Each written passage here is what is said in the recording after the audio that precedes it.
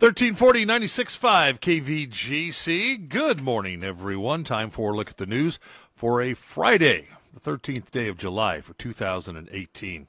In the news today, it was business as usual with the Plymouth City Council last night, following a meeting 2 weeks ago that saw deadlock and a walkout by a council member.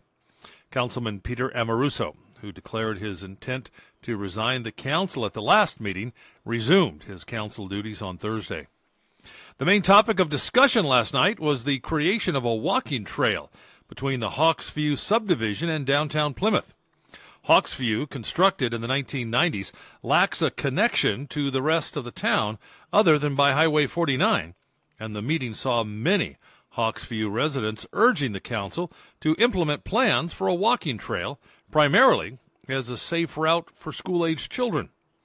Councilmember Leonard Burns, who with Councilmember Keith White head up a subcommittee on the walking path issue, pledged that the city will be moving forward on the project. In other business, the council voted to accept public dedications of sewer and water lines in the new Zinfandel Ridge subdivision and discussed the minimum lot size requirements for residential homes in the city of Plymouth. And the Calaveras grand jury report has been released, reviewing the operations of local government. This year, the 19-member panel reviewed animal control services, the county jail, the Vallecito Conservation Camp, residency requirements of the Board of Supervisors, the 2016 Measure E election, and the county's high school districts. Well, for some items, the jury made recommendations, while others needed no action. For example, it found that animal control services is underfunded. A new facility is needed, and a dog licensing enforcement program should be established.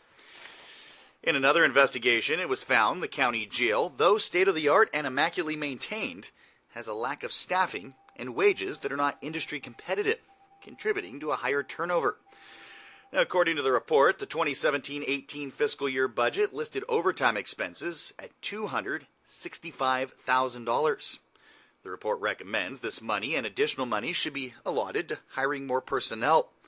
However, the report recommends a competitive wage study be approved by the Board of Supervisors and additional salary increases be implemented for correctional staff. The grand jury has requested responses to the report's findings from the Calaveras Correctional Department, Human Resource Department, and Board of Supervisors. And the Calaveras County General Plan Draft Environmental Impact Report has been released for written public comment. The deadline to submit your comments is August 13th. The document covers the county's programs to accommodate future economic development while reducing over a dozen adverse effects on roads, emergency services, and historical and natural resources. Last time county residents had this broad of an opportunity was during the General Plan update of 1996, some 20 years ago. Actually over 20 years ago. You can review the Draft Environmental Impact Report at the Calaveras County Library in San Andreas or online at the county's website. You can send your written comments also to the Planning Department. For more information, you can also attend a public meeting on Tuesday the 31st, 6 o'clock, Board of Supervisors Chambers in San Andreas. And Cal Fire crews made quick work of a reported fire in San Andreas Wednesday. According to reports, the quarter-acre vegetation fire was caused by a juvenile playing with fireworks. A citation was issued to the child's parents by Cal Fire investigators. Cal Fire encourages parents to ensure their children have not secretly stashed any fireworks. And tomorrow, nearly 2,000 bicyclists will hit the highway in one of the premier cycling events in the America West. It's the Alpine Death Ride, beginning its rigorous route through the High Sierras in Alpine County. The Death Ride includes both sides of Monitor Pass, both sides of Ebbets Pass, and the final climb up the east side of Carson Pass. Finalists will finish at Turtle Rock, 2 miles south of Markleyville. Now, what does this mean for local travelers? Well, from 5 to 7:15 in the morning, the road will be closed to traffic from the Markleyville Courthouse to the junction of Highways 89 and 4.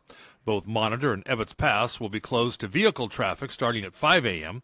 Monitor Pass will reopen at noon. Ebbets Pass, 3 p.m. Now, Highway 49 from Woodfords to Markleyville Courthouse will remain open, though. Highway 88 over Carson Pass, traffic will be slowed throughout the day. Death Ride Management reminds everyone, please adhere to posted speed zones and early morning parking crews. And tonight, Amador Arts TGIF concert series continues. Tonight in Sutter Creek, this week's concert will be at Mini Provis Park, featuring the rockabilly sounds of Twilight Drifters. The music starts at 6 p.m. Come early, set up your picnic, hang out, chat with friends. For more details, visit AmadorArts.org or listen to samples of each week's artist right here, Saturday and Sunday before the Friday concert on KVGC's Arts Around Amador. And that's a look at local news on a Gold Country Friday morning from the KVGC News Center. I'm JD. And I'm Jim Geedy reporting local news. For the latest news, traffic, and weather 24 hours a day, visit our website, kvgcradio.com.